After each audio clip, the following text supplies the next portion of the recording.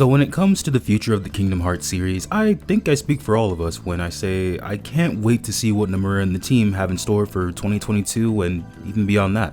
Even though this has been a slower year in terms of new content released, with the inclusion of Sora and Smash, the Union Cross ending, Switch ports, and more, Kingdom Hearts fans got a pretty decent amount of stuff this year regardless. But what I want to talk about today is something that was introduced about a year ago in Melody of Memory, and that is the universe of Unreality. Because honestly, it kind of worries me. While I am excited to learn more about it and see how it ties into the story, I also think that it's something that I'm a little concerned about for a couple of reasons. I think there's a lot of good things that can come out of there, but unfortunately, there are also a lot of things that I'm definitely a little worried about. Kingdom Hearts is in a really good place right now. With a new universe to explore, there's a lot of room to expand the series. But that in itself, I think is kind of a double-edged sword, which is what I want to talk about today. And if you agree or disagree, let me know down below. But with that being said, let's dive right in.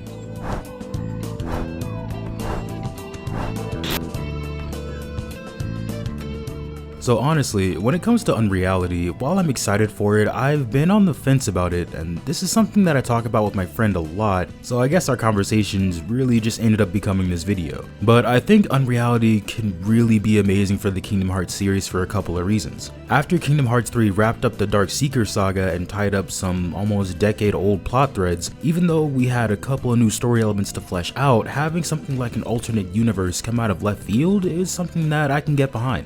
I think having a different universe filled with different characters and different stories is something that can be explored in really interesting ways. Seeing if Yozora actually has something to do with Versus 13 and how that could tie into the original universe is something that has the potential to expand the lore in a good way. You also have room for different characters and their stories as well. Think of all the characters we know so far whose stories you've come to enjoy over the years, like Sora, Roxas, Aqua, Riku, and so much more. Giving us these great character moments throughout the years, moments that make you laugh, make you cry, and everything in between, is something that Kingdom Hearts has done really well over the last 2 decades. And I can't wait to see if and how that tradition continues with new characters like Yozora, Magia, Aegis, and everyone else in this new universe. Getting into their motivations and their backstories and seeing how they kind of interact with the current cast of characters is something that I think has a lot of potential to be great. But with the potential to have a lot of good things, there are also a couple of things that could not be as good. I do love the Kingdom Hearts series, it's one of my favorite series in all of gaming. But what I'm worried about is kind of how this new universe works and all of its rules, because it has the potential to be kind of messy. Like I said, I am a fan of Kingdom Hearts, but I'd be lying if I said the series was perfect. And I think at this point all of us are familiar with how convoluted the series could get from time to time.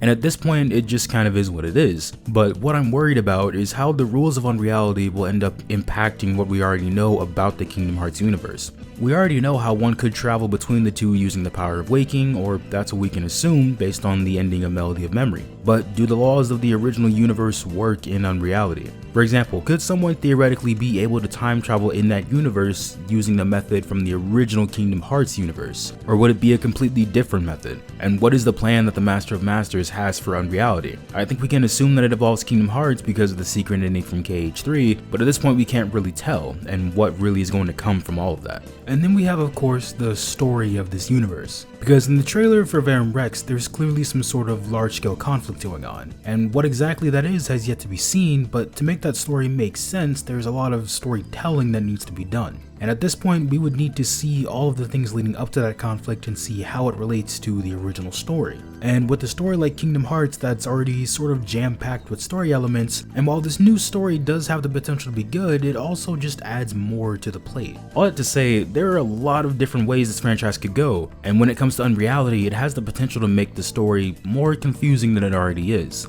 And while I have faith in the Kingdom Hearts team to make the story exciting and refreshing as they have before, I'd be lying if I said there wasn't a part of me that's a little concerned.